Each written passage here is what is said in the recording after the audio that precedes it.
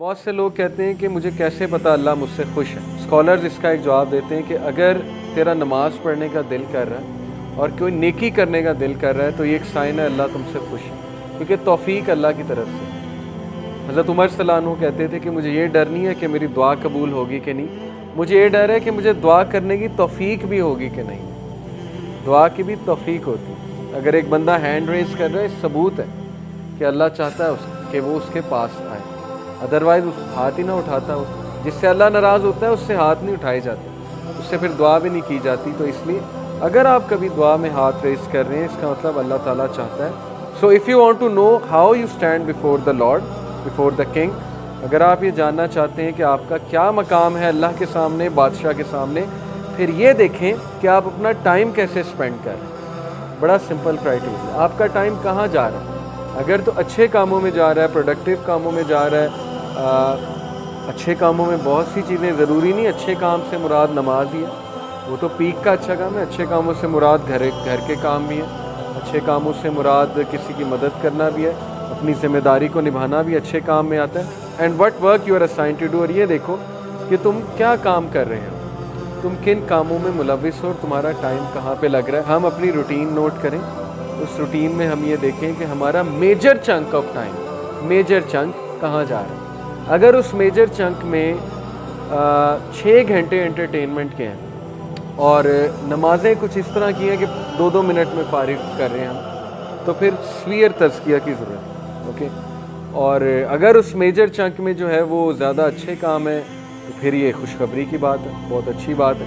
تو اپنے ڈے کا محاسبہ کریں، انالیسس کریں، اس کی منتھلی رپورٹ بھی بنائیں۔ یہ کام اگر آپ کرنے بیٹھیں گے، آپ دیکھیں ہدایت کیوں نہیں آتی، تبدیلی کیوں نہیں آتی۔ جب میں چینج ہوا تھا، میں نے پورا ایک فولڈر بنایا تھا، فولڈر آپ کو دکھاؤں گا، اور اس فولڈر کا نام سیلف اکاؤنٹیبلٹی رکھا تھا۔ اس میں پوری اپنی رپورٹ لکھتا تھا۔ تو جب میں کوئی غلطی کرتا تھا، میں وہاں لکھتا تھا نوٹ پیڈ پہ، آج مجھ سے یہ غلطی ہوئی، یا جب کوئی اچھا کام کرتا تھا وہ بھی نوٹ کرتا تھا۔ تو اس سے بہت کچھ آتا ہے۔ آپ کبھی لاسٹ ہونا اور وہ ڈاکومنٹس کھول لیں تو آپ کو بڑا فائدہ ہوتا ہے۔ آپ ایک دم ریفلیکشنز پڑھ لیتے ہیں اپنی لکھی ہوئی، آپ حیران ہوتے ہیں کہ یہ میں نے لکھی تھی اس دن۔ کانفیڈنس ملتا ہے اس سے۔ جب آپ کسی گناہ کو ریزسٹ کر رہے ہو، لکھ لیں آج میں نے گناہ کو ریزسٹ کیا، ایسے ایسے کیا۔ سائیکولوجیکلی اسپیکنگ، جب کوئی چیز آپ لکھ لیتے ہیں نا تو برین کے جو پاتھ ویز ہیں وہ بنتے ہیں اس چیز سے متعلق، تو وہ عادت چھوٹنے کے زیادہ چانسز ہوتے ہیں۔ اسی لیے جو اسکولنگ سسٹم ہے، آپ کو ٹیچر پاور پوائنٹ بھی دے سکتا ہے۔ اسکول جانے کی کیا ضرورت ہے، آج کل تو گوگل کلاس روم پہ ٹیچر کہ لو یہ لو پاور پوائنٹ ڈال دیا، پڑھو بیٹھ کے۔ لیکن وہ کیوں بورڈ پہ لکھواتا ہے؟ آپ کہتے ہیں یار یہ ساری باتیں پتہ ہے، کیوں بورڈ پہ ہمیں لکھوا رہا ہے ساری باتیں؟ کیونکہ اس کے پیچھے سائیکالوجی ہے کہ آپ جب لکھو گے آپ کو چیز یاد رہے گی اور زیادہ چانس ہے کہ آپ وہ چیز ریپیٹ کرو۔ تو اپنا ایک فولڈر بنا کے نا انالیسس کریں اپنی شخصیت کا، اپنے روٹین کا، اپنے ٹائم چنکس کا انشاءاللہ تعالی، اور اس کے بعد ایکشن پلان بنائیں کہ میرے روٹین میں مجھے یہ ٹرینڈ نظر آ رہا ہے کہ میں رات کے اس ٹائم بہت ضائع کرتا ہوں اور یہ چیز میرے ایمان کو خراب کر رہی ہے، تو بس اس کو ریپلیس کرنا شروع کریں، عادت بن جائے گی انشاءاللہ۔ آہستہ آہستہ کریں گے۔ Replace this thing with book reading. رات کو یقین کریں کوئی ناول پڑھ لیں، اگر اسلامی بکس نہیں پڑھنی ناولز پڑھ لیں، قیامت کے سائنس پہ بک پڑھ لیں، کوئی سلف کے کوٹس کے اوپر بک پڑھ لیں۔ دارالاسلام کبھی جائیں، اتنی بہترین کتابیں آج کل آ گئیں، ان کو بک ریڈنگ سے انشاءاللہ آپ لوگ آہستہ آہستہ اپنی ہیبٹس کو ریپلیس کریں، اس طرح تبدیلی آئے گی۔ ادروائز صرف ایک لیکچر پہ آنے سے چینج نہیں آئے گی، کیونکہ یہ ہم سن کے چلے جاتے ہیں۔ تو تبدیلی لانے والے انشاءاللہ آپ ہیں، اور اللہ سبحانہ و تعالیٰ آپ کے ایکشنز دیکھ کے آپ کو ہدایت میں۔ بزرگوں نے فرمایا کہ جو شخص ہر شب جمعہ اور جمعرات کی درمیانی رات یہ درود شریف پابندی سے کم از کم ایک مرتبہ پڑھے، موت کے وقت سرکار مدینہ صلی اللہ تعالیٰ علیہ وسلم کی زیارت کرے گا، اور قبر میں داخل ہوتے وقت بھی یہاں تک کہ وہ دیکھے گا کہ نبی پاک علیہ الصلوۃ والسلام اسے قبر میں اپنے رحمت بھرے ہاتھوں سے اتار رہے ہیں۔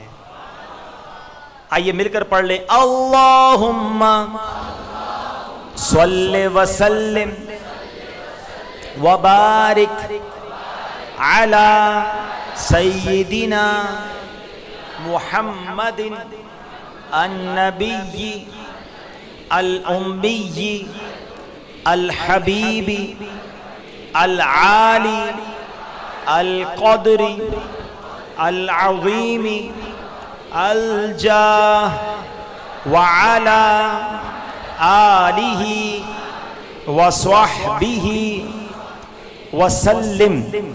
حضرت انس رضی اللہ تعالیٰ عنہ سے روایت ہے کہ تاجدار مدینہ صلی اللہ تعالیٰ علیہ وسلم نے فرمایا جو شخص یہ درود پاک پڑھے اگر کھڑا تھا تو بیٹھنے سے پہلے اور بیٹھا تھا تو کھڑے ہونے سے پہلے اس کے گناہ معاف کر دیے جائیں گے۔